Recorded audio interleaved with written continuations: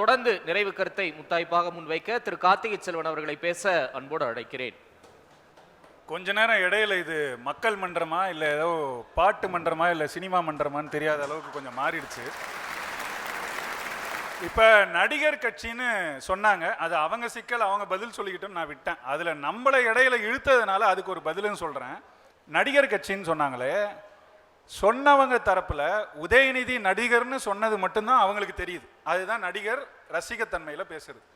ஆனால் அந்த கட்சி இன்றைக்கு ஆளுங்கட்சியாக இருக்கிறது. அந்த ஆளுங்கட்சியில் முக்கிய துறைக்கு அமைச்சராக இருப்பவர் கல்வித்துறை அமைச்சர் அன்பில் மகேஷ் பொய்யாமொழி அவர்கள். அவர் இன்றைக்கு அமைச்சர், இதற்கு முன்பு சட்டமன்ற உறுப்பினர். அதற்கு முன்பு அவர் வகித்த பதவி என்னன்னு தெரியுமா? அகில உலக உதயநிதி ரசிகர் மன்றம், அந்த மன்றத்தின் செயலாளர். இதுதான் மகேஷ் பொய்யாமொழியோடைய தலைவர். எவ்வளவு பெரிய திருத்தம்! தலைவருங்க, செயலாளர்னு எப்படி சொல்லுவீங்க? இதுதான் அரசியலாக எதிர்கொள்வதும் ரசிகத்தன்மையில் எதிர்கொள்வதுக்குமான வேறுபாடு. மற்றபடி அந்த கட்சியை பற்றி எனக்கு பேச வேண்டிய தேவையில்லை, அதனால கடந்து போகிறேன். அடுத்தது அதிமுக சார்பாக அண்ணன் முன்வைத்த சில கருத்துக்கள் என்னன்னா, அண்ணன் சீமான் கிட்ட அவருக்கு பிடித்தது சமரசம் இல்லாத தன்மை அப்படின்னு சொன்னார். நல்லா தானே சொல்றாரு அப்படின்னு பார்த்துக்கிட்டே இருந்தா அடுத்து சொல்றாரு, கத்தி கத்தியே சாவேன்னு சொல்றாரு. அப்படியே கத்தி செத்துறக்கூடாதுன்றதுக்காக தான் நாங்கள் சொல்றோம் அப்படின்னாரு. அண்ணன் கத்தி கத்தியே சாவேன்னு சொன்னாரு. அதுக்கு அடுத்த வரி என்ன சொன்னாரு நீங்க மறந்துட்டீங்களா? மறைச்சிட்டீங்க. என்ன சொன்னாரு தெரியுமா? சமரசம் செய்ய மாட்டேன், கத்தி கத்தியே செத்தாலும் பரவாயில்லை, என் கொள்கையில் சமரசம் செய்ய மாட்டேன்னு சொன்னாரு. சமரசம் பிடிக்கணும், உங்களுக்கு இந்த கருத்து பிடிச்சிருக்கணுமே. வரியில சமரசம் செய்யாத தன்மை பிடிக்குதுங்கிறீங்க, அடுத்த வரியை மறைச்சிட்டு இந்த வரியை மட்டும் சொல்றீங்களே. அடுத்தது ஒரு கருத்தாக தான் முன் வச்சாங்க அண்ணன் நந்தகுமார் அவர்கள். 2024 எம்பி யாராவது வென்றிருந்தால் கூட அவர் யார் பக்கம் நின்றிருப்பார் என்று தெரியாது. அந்த சூழலிலும் நாம் தமிழர் கட்சி 8.22 விழுக்காடு வாக்குகளை பெற்றது அப்படின்னு சொன்னார். அண்ணன் யார் பக்கமும் நிற்க மாட்டோம். நாடாளுமன்றத்துக்கு போய் தலைவர் பிரபாகரன் வாழ்க அப்படின்னு முழக்கமிட்டிருப்போம். அதுதான் நாம் தமிழர் கட்சியின் அரசியல் தன்மை. அடுத்தது கிங் மேக்கரா இருந்தாங்க 2021. மகிழ்ச்சி, வரவேற்கிறோம். இந்த முறை கிங்காகும் முயற்சியில் தான் இருக்கிறோம். அதனால கிங்காகவும் வருவோம் அப்படிங்கிறத முன்வைத்துக்கிறோம். இல்ல, விஜயால உங்களுக்கு பெரிய சேதாரம் இருக்குன்றாங்கல்ல, இருக்குமா இருக்காதா? அவங்கெல்லாம் இது வரைக்கும் என்ன சொல்லியிருக்காங்க?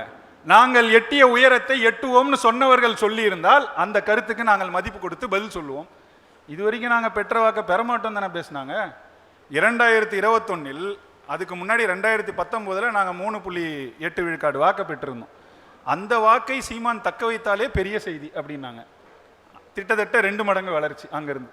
அடுத்தது 2021 நாங்கள் 6.8 விழுக்காடு வாக்கை வாங்கின பிறகு இதற்கு மேலெல்லாம் மாற்று அப்படின்னு பேசினவங்க வாங்கினது கிடையாது, இவரும் வாங்க மாட்டார்.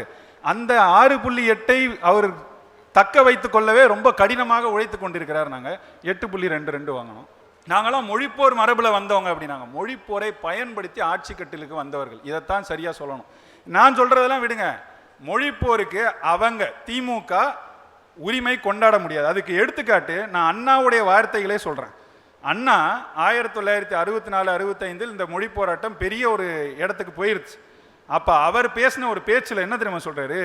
மாணவர்களை பார்த்து சொல்கிறார், விதைத்திருக்கிறீர்கள், விதைத்திருக்கிறீர்கள், விதைத்திருக்கிறோம்னு சொல்ல, விதைத்திருக்கிறீர்கள், நல்ல போராட்டம் நடத்தி இருக்கிறீர்கள்.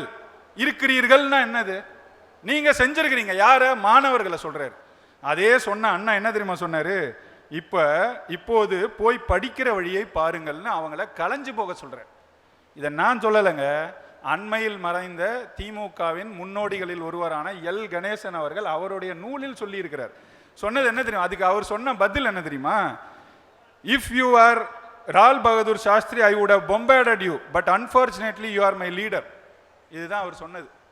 லால் பகதூர் சாஸ்திரியாக இருந்திருந்தால் உன்னை நான் சுட்டிருப்பேன், கெடுவாய்ப்பாக நீ என் தலைவனாக போய்விட்டாய், அதனால இதை பேசுறதை நான் பார்த்துக்கிட்டு இருக்கேன்னு சொன்னார். இதை நான் சொல்லலை. வாய் புளித்ததோ மாங்காய் புளித்ததோ என்று பேச நாங்கள் ஒன்றும் ஸ்டாலின் அல்ல.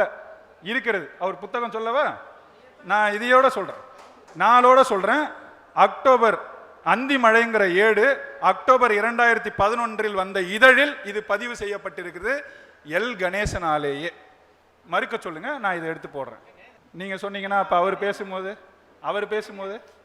அவர் ஒரு கருத்தை முன்வைத்தார், அதற்கு நான் பதிலளிக்கிறேன். அடுத்தது இன்னொன்னு என்னன்னா, இந்த மொழி போரை பத்திலாம் பேசினாங்கன்னா இன்னும் பெரியார் பேசின பேச்செல்லாம் நான் எடுத்து பேசவா ஒரு அரை மணி நேரம் ஆகும். 1964 முதல்ல இந்திய எதிர்ப்பு போராட்டத்துக்காக அப்ப தீக்குளித்து இறந்தவர் மாண்டவர் கீழப்பழுவூர் சின்னசாமி.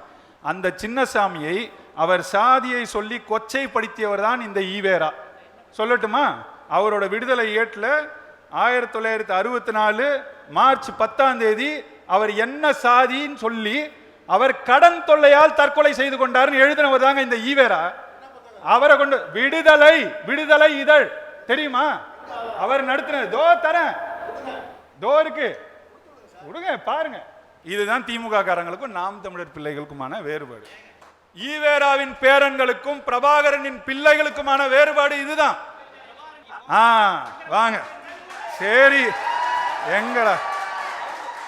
எங்கடா யாருமே பேசலையே, இது தேவையில்லாம போயிருவோம்னு நினைச்சுக்கிட்டு வந்தேன். இருங்க, இது பதில் சொல்றேன். ஏன் பதறீங்க? அவர் கேட்டுட்டாரு, நான் பதில் சொல்றேன். முதல்ல அண்ணன் சீமான் போனது சங்கர மடத்துக்கு அல்ல, இது ஒரு கடைந்தெடுத்த பொய். அண்ணன் சீமான் சென்னையில வாக்கு சேகரிக்க சென்றார். அப்போது சங்கர மடத்தின் சார்பாக நடத்தப்படும் ஒரு முருகன் கோயிலுக்கு சென்றார். இது ரெண்டுக்கும் இருக்கிற வேறுபாடு தெரியுதா? சங்கர மடத்துக்கு போனாருன்னு பேசுறாங்களே, இதுதான் திராவிட பொய்யர்கள். இப்ப காட்டுறேன், இருங்க. ஏங்க பதறீங்க? இப்ப சங்கராச்சாரி தானே, சங்கராச்சாரியா அண்ணன் சீமான் சந்திக்கல, இது தெரிஞ்சிச்சுல. சங்கராச்சாரி அவர்கள் ஐயா ஸ்டாலின் அவர்களை பத்தி சொன்ன கருத்தை இப்ப உங்களுக்கு காட்டுறேன், கேளுங்க.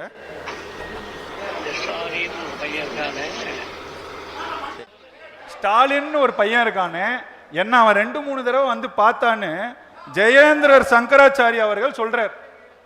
தரவா? இல்லைன்னா சொல்லுங்க, தரேன். பொய்னா மறுக்க வேண்டியதானே? தோ இருக்க, எப்படி போய் மறுக்க சொல்லுங்க, இதை எடுத்து போடுறேன் நான். ஈவேராவை எதிர்த்து அண்ணா எதற்காக தனி இயக்கம் தொடங்கினார்? அப்ப அவர் சொன்ன கருத்து என்ன? ஒரு மடாதிபதிக்கு இருக்க வேண்டிய கவலை எதற்காக ஒரு பகுத்தறிவு தலைவருக்கு இருக்குன்னு கேட்டார். எதனால? மணியம்மையை தனது வாரிசாக அவர் நியமித்ததனால. வாரிசு அரசியலை நீங்க பேசலாம், உங்க அண்ணா தான்ப்பா எதிர்த்தாரு, தனியா கட்சி தொடங்கினாரு. இந்த கேவலங்கட்ட திராவிட ஆட்சிகள் ஒழிய வேண்டும், ஒரு தூய தமிழ் தேசிய ஆட்சி மலர வேண்டும். அதற்காக மக்கள் ஏப்ரல் 23 விவசாயி சின்னத்தில் வாக்களித்து நாம் தமிழர் கட்சியை அரியணை ஏற செய்ய வேண்டும். நன்றி, வணக்கம். நன்றி திரு கார்த்திகை செல்வன்.